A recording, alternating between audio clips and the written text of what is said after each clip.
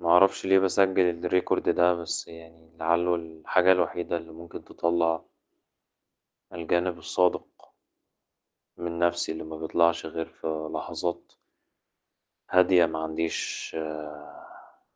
عنديش حاجة فيها أعملها، أو مش شاغل بالي بحاجات كتير وأهداف كتير وبلا بلا بلا، وبحياة وبأهداف، وبإن أنا عايز أطور من نفسي، ولا إن أنا عايز أستغل الأوقات البينية في تطوير نفسي. لأ، لحظة من اللحظات الهادية اللي قادر إن أنا أخد نفسي فيها وأفكر، أخش أغوص جوا خلايا مخي، وأفهمني، وأفكر في حالي وفي الدنيا حواليا، والأهم من ده كله إن أنا أفكر شوية في الآخرة.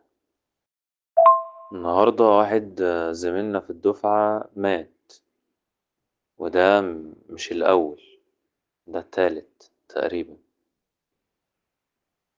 واحد كنا كلنا سواء أولاد أو بنات ممكن نكون مكانه، كنا كلنا ممكن نموت عادي جدا، واحنا عارفين ده كويس.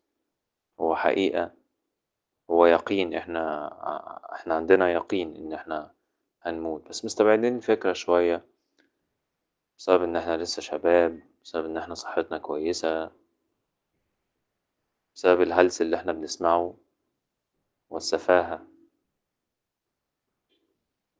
وقلة الأدب اللي احنا متابعينها، وعدم التفكير في الحقيقة المطلقة الوحيدة التي لا جدال عليها في الحياة، ألا وهي الموت. لعل ده بسبب الحياة وسرعتها وأهدافنا الدنيوية التي لا تنتهي، أو بسبب إن الحياة بقت سريعة جدا والتشتتات فيها بقت كتير جدا لدرجة إن أنت مبقتش عارف تقعد تتكلم مع نفسك، وتذكرها بتلك الحقيقة، حقيقة الموت. ربما يكون سن 23 ولا 24 سنة، آه، اللي عندنا ده قليل على الموت، ولكن احتمالية الموت بتزيد وبتقرب كل يوم، وممكن تكون قريبة جدا جدا جدا، بس احنا مش واخدين بالنا. احتمالية موتك وانت بتعدي الشارع، بتعدي الطريق السريع كل يوم، احتمالية كبيرة جدا.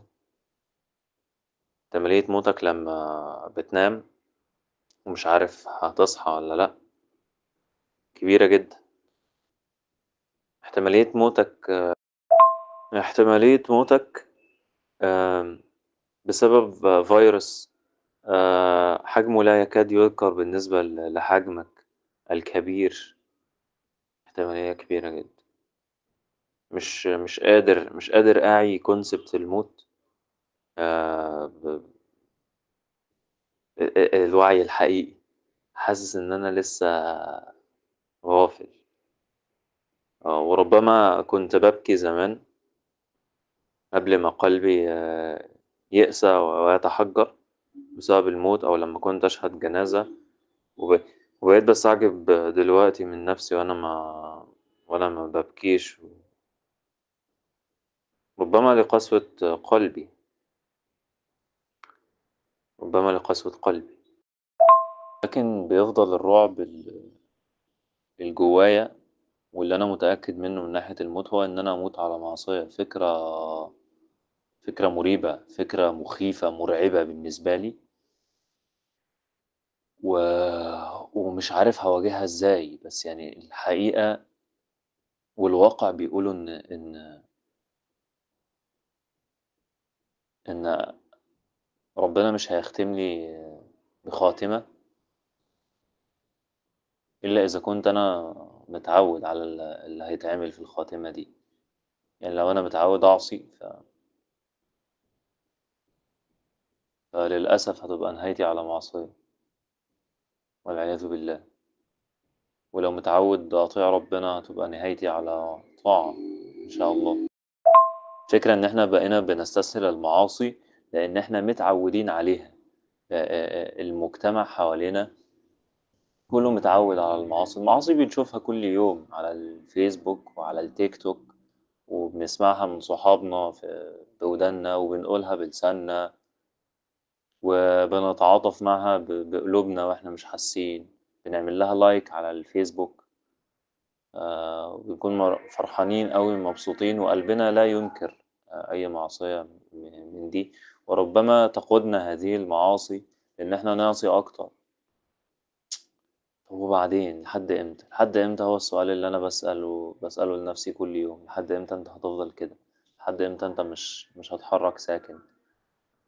لحد إمتى أنت مش عايز تتغير عشان ربنا يغيرك؟ مش عايز توري ربنا صدق؟ مش الصديق الصالح بنتحجج، وأنا كمان بتحجج بالمجتمع، بتحجج بالبيئة، بتحجج بإن أنا مش قادر، بتحجج بصحتي، بتحجج بإن أنا ما عنديش الصديق الصالح، بتحجج بإن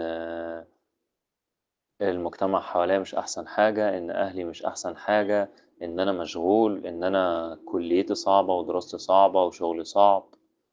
حاجات كتير لو فضلنا نتحجج بيها ونعلق شماعات عدم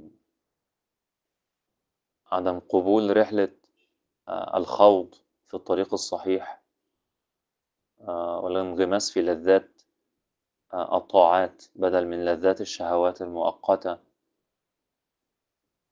والمعاصي التي نحسب أنها تسعدنا ولكنها لا تسعدنا بتاتا. بقول الكلام ده عشان كلنا نسمعه، عشان أنا محتاج أسمعه قبل منك. كلنا محتاجين نسمعه. أنا محتاج إن أنا أسمعه فقلته عشان أنت كمان تسمعه.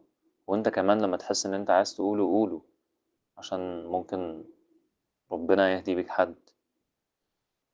ممكن أنت نفسك كلامك ده مع نفسك يأثر فيك. أه بسأل نفسي سؤال بقى، لحد إمتى تفضل كده؟ لحد إمتى شهوات؟ لحد إمتى تعاطف مع المنكر؟ لحد إمتى استهتار بالحق، استهتار بالصح؟ فإلى متى؟ إلى متى ذنوب؟ إلى متى معاصي؟ إلى متى تقصير؟ إلى متى أكل ربا؟ إلى متى نميمة؟ إلى متى شهوات؟ إلى متى تدخين؟ إلى متى؟ حدث نفسك وقل لها يا نفس إلى متى؟ لازم يكون في نهاية لكل ده، لازم يكون في بداية جديدة تصلح فيها حالك مع ربنا سبحانه وتعالى، وتقف فيها وقفة مع نفسك تجدد فيها نواياك، وترسم لنفسك خطة تغير فيها من نفسك، تغير فيها اتجاهاتك وقناعاتك. فكر نفسك بالحقيقة الوحيدة اللي احنا كلنا متأكدين منها، ألا وهي الموت.